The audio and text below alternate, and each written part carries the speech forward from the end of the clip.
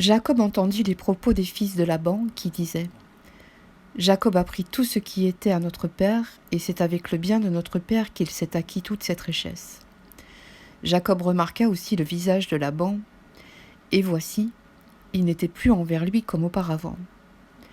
Alors l'Éternel dit à Jacob « Retourne au pays de tes pères et dans ton lieu de naissance, et je serai avec toi. » Jacob fit appeler Rachel et Léa, qui étaient au champ vers son troupeau. Il leur dit « Je vois au visage de votre père qu'il n'est plus envers moi comme auparavant. Mais le Dieu de mon père a été avec moi. Vous savez vous-même que j'ai servi votre père de tout mon pouvoir.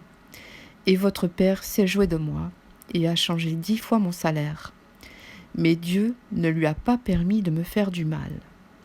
Quand il disait « Les tachetés seront ton salaire », toutes les brebis faisaient des petits tachetés. Et quand il disait « Les rayés seront ton salaire », toutes les brebis faisaient des petits rayés. Dieu a pris à votre père son troupeau et me l'a donné.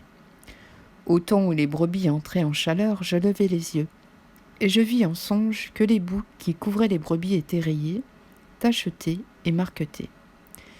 Et l'ange de Dieu me dit en songe « Jacob !» Je répondis « Me voici !»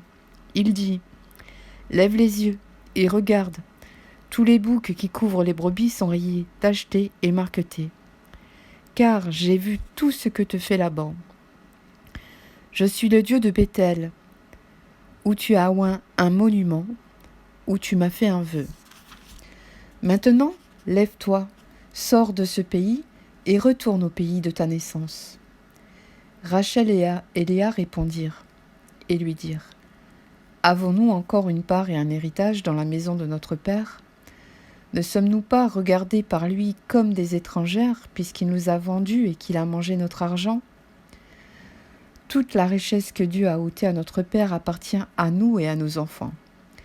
Fais maintenant tout ce que Dieu t'a dit. » Jacob se leva, et il fit monter ses enfants et ses femmes sur les chameaux.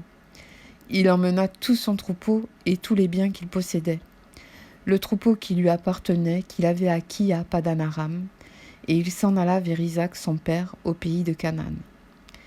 Tandis que Laban était monté tondre ses brebis, Rachel déroba les téraphim de son père, et Jacob tromba Laban, l'Araméen, en ne l'avertissant pas de sa fuite. Il s'enfuit avec tout ce qui lui appartenait. Il se leva, traversa le fleuve et se dirigea vers la montagne de Galad.